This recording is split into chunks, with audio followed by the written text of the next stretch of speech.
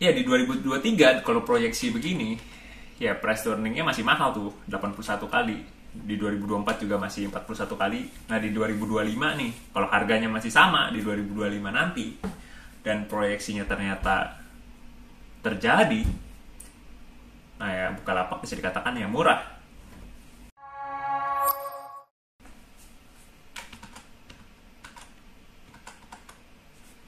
Halo guys, balik lagi di review terbuka. Hari ini gue akan mereview tentang IPO Bukalapak dengan kode emiten Buka. Ya tadinya sih gue mau review IPCC, cuman karena Bukalapak ini beritanya lagi hot, ya kenapa gue pikir kenapa gue nggak review Bukalapak aja. Oke, sebelumnya disclaimer, video ini dibuat untuk tujuan pembelajaran atas saham dan bukan merupakan suatu rekomendasi untuk melakukan transaksi beli atau jual terhadap saham tertentu. Nah, bicara Bukalapak ya artinya kita bicara tentang e-commerce. Jadi menurut manajemen, e-commerce market Indonesia itu sekarang nilainya 30 miliar US dollar. Nah, di tahun 2025, 30 miliar US dollar ini akan bertumbuh marketnya menjadi 75 miliar US dollar. Atau pertumbuhan kompon setiap tahun itu 20%. Oke. Nah, ini operating matrix-nya ya. Jadi kalau kita lihat di sini growth-nya lumayan tinggi perusahaan Bukalapak ini. Jadi di 2018 itu TPV, apa itu TPV? TPV itu jadi singkatan dari total processing value. Jadi jumlah transaksi yang terjadi di Bukalapak. Nah, itu nilainya di 2018 sebesar 28 triliun, di 2019 naik 100% menjadi 57 triliun. Nah, di 2020 naik 50% menjadi 85 triliun. Nah, ini sangat bagus karena growth-nya sangat tinggi sekali tiap tahun. Nah, ini kalau kita breakdown revenue, jadi revenue Bukalapak sendiri mayoritas itu dari marketplace. Jadi Bukalapak itu membukukan pendapatannya itu kalau dia terima commission fee. Nah, selain itu juga kalau ada yang pasang iklan atau sundul produknya kan. Nah, sisanya dari mitra revenue dan buka pengadaan. Dimana ya ini nyumbang proporsi sekitar ya 30%, kadang di bawah, kadang dia 30% ke bawah lah. Oke, kalau ini kita lihat laporan keuangannya. Jadi Bukalapak ini sampai 2020 tuh masih rugi. Kalau kita lihat lebih lanjut, pendapatannya ini naik sangat signifikan nih dari 2018 ke 2019. 2018 cuma 300 miliar, tapi 2019 menjadi 1 triliun. Kenapa bisa gitu? Nah, ini kalau kita lihat, marketplace itu di 2018 ke belakang belum menerapkan yang namanya commission fee. Jadi, penjual tuh masih bisa buka toko. Jika terjadi penjualan ya dia bisa kantongin keuntungannya full gitu. Nah, tapi mulai dari tahun 2019 bukan cuma Bukalapak ya, tapi marketplace lain pun juga mulai menerapkan tuh antara dari 1% atau 1.000 perak, macam-macam. Dikenakan dari nilai transaksi atau penjualan. Nah, jadi itu ya alasan kenapa pendapatannya bisa naik sangat signifikan. Nah, di 2020 naik lagi menjadi 1,3 triliun. Nah, kalau kita lihat ruginya dari 2019 ke 2020 ini terjadi penurunan sebesar 1 triliun. Kalau kita lihat kenapa? Ya karena yang pertama pendapatannya naik sebesar 300 miliar. Ini artinya ya ya mungkin fee-nya semakin besar. Ya gue sih nggak tahu ya, itu mesti tanya sama penjual apakah fee-nya semakin besar. Kalau kita punya toko di Bukalapak ya kita baru tahu gitu. Atau mungkin yang kedua, ya semakin banyak penjual yang mengeluarkan biaya untuk iklan. Nah kalau kita lihat lagi biaya pokok pendapatan ini menurun. Nah gue cek ke catatan laporan keuangan nomor 25, biaya pokok pendapatan ini terjadi saat Bukalapak itu menggunakan melalui anak usahanya, yaitu buka pengadaan berjualan. Jadi beban pokok pendapatan ini terjadi karena penjualan barang fisik oleh anak usaha, jadi bukan dari marketplace ya beban pokok pendapatannya. Nah yang disayangkan sih dari 2019 ke 2020 ini beban penjualan dan pemasarannya menurun. Karena seperti yang kita tahu, ya e-commerce ini kan sekarang lagi bersaing gitu. Kemarin ada yang promosiin menggunakan band dari Korea.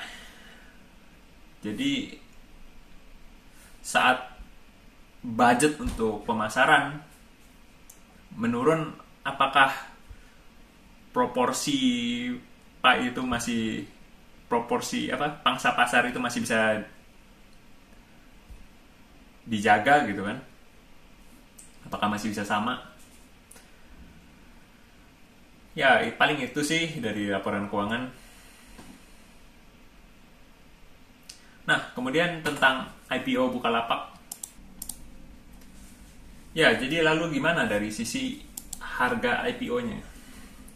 Nah Bukalapak ditawarin itu dengan harga 750 sampai 850 per lembar. Dengan jumlah saham beredar itu ada 77 miliar.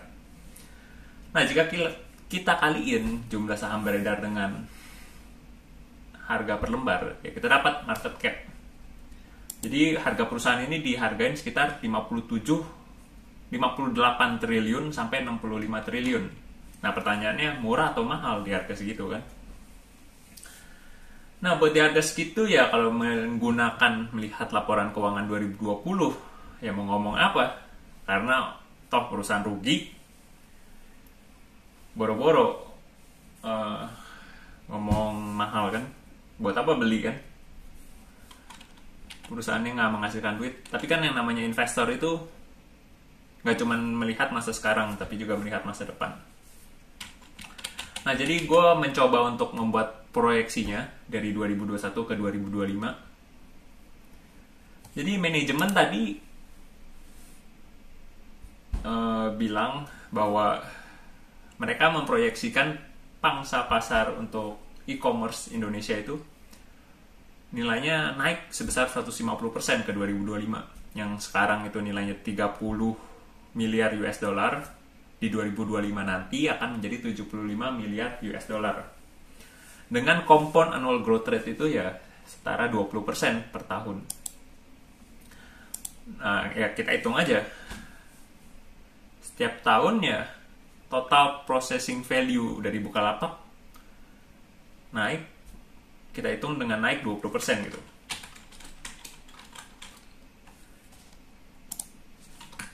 Kali 1%.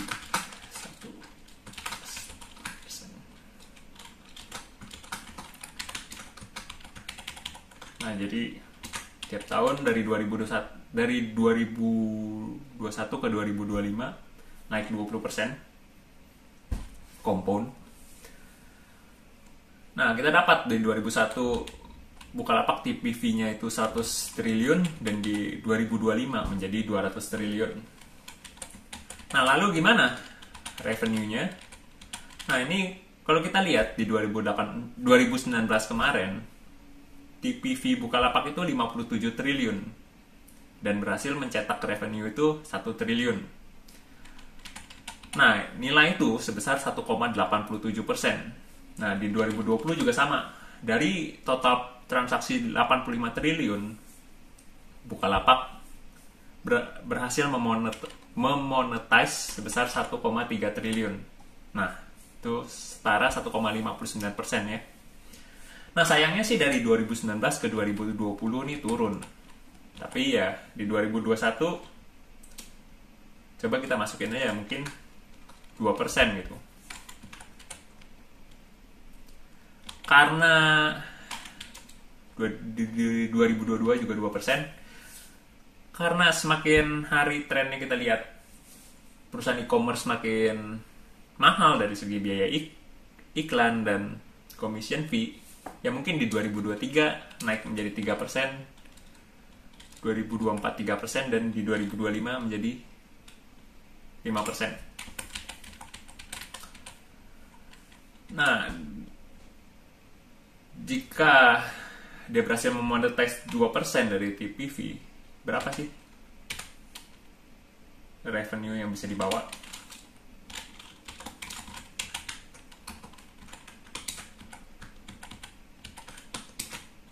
Nah, di 2021 secara proyeksi ya bisa membawa revenue itu sebesar 2 triliun. Di 2022 menjadi 2,4, 2023 menjadi 4 triliun. Dan di 2025 menjadi 10 triliun. Naik sekitar 10 kali. Dengan catatan ya, tadi ya 5% lah.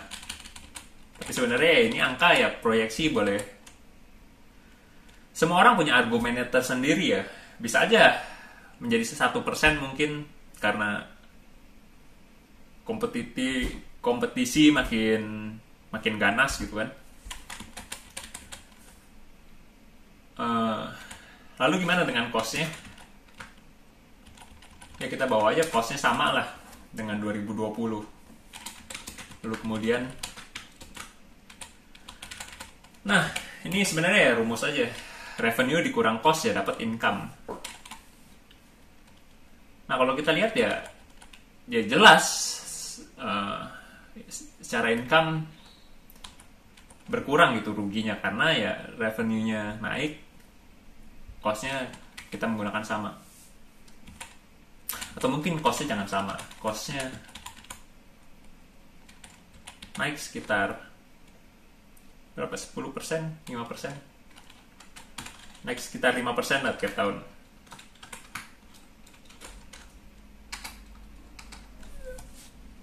Satu.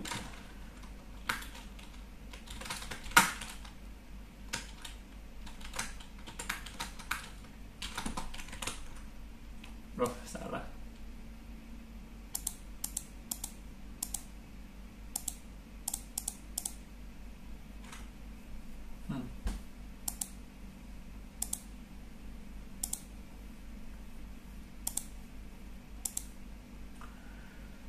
Satu plus 20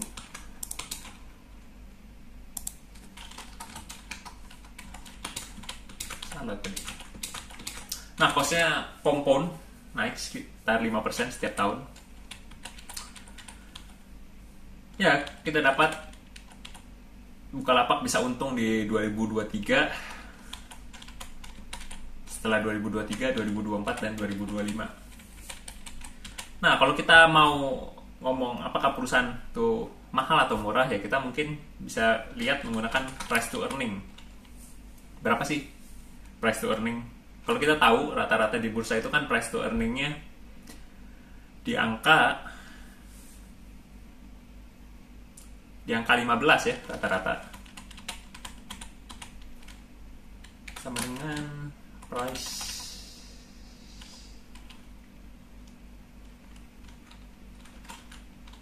dibagi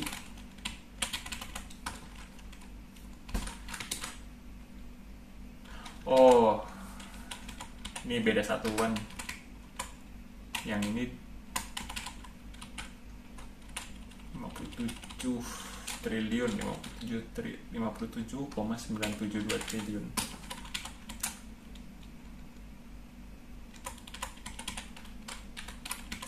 Price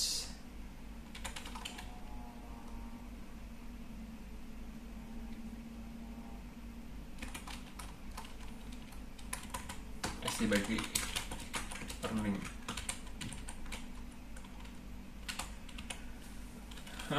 Price bagi earning.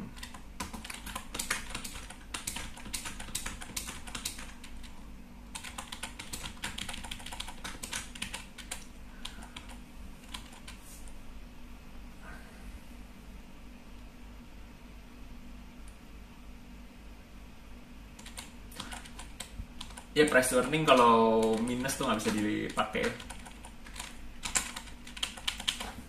Nah, ya di 2023 kalau proyeksi begini, ya price to earningnya masih mahal tuh, 81 kali. Di 2024 juga masih 41 kali. Nah, di 2025 nih, kalau harganya masih sama di 2025 nanti, dan proyeksinya ternyata terjadi, nah ya Bukalapak bisa dikatakan ya murah. Karena hanya dihargain ya 9 kali dari earningnya. Padahal rata-rata saham-saham di bursa itu ya di harga 15 kali kan. Sekali lagi ya, ini proyeksi ini berdasarkan yang pertama, ya proyeksi manajemen terhadap e-commerce Indonesia itu terjadi. Yang kedua, berdasarkan pangsa pasar Bukalapak itu stagnan ya, tetap segitu, jadi nggak berkurang ataupun bertambah. Berkurang karena dimakan oleh kompetitor, atau bertambah karena dia makan pangsa pasar kompetitor ya, dengan catatan stagnan. Ya, maka di PV-nya ya proyeksinya akan segini. Yang ketiga ya, kemampuan memonetize revenue tersebut. Kalau kita bisa bilang Alibaba sendiri saat ini GMV itu revenue-nya itu ada di sekitar angka 5%. Nah, itu sendiri bisa tercapai karena dia sudah sebagai market leader. Nah, seperti yang kita tahu, Bukalapak ini kan masih di tengah-tengah kompetisi, di mana pesaingnya juga masih gencar bakar duit. Jadi ya gue rasa di 2021-2022 itu masih sulit untuk menggunakan 5% ya, seperti Alibaba. Nah, selain itu ya, ini cost-nya gue bikin naik setiap tahun sebesar 5%. Kompon 5%. Ya itulah proyeksi dari gua. Oke, mungkin sekian untuk pembahasan review Bukalapak. Kalau ada yang kurang jelas mungkin boleh tanya di kolom komentar. Ya, tapi itu sekian, sampai ketemu mungkin di video berikutnya tentang IPCC. Ya, see ya.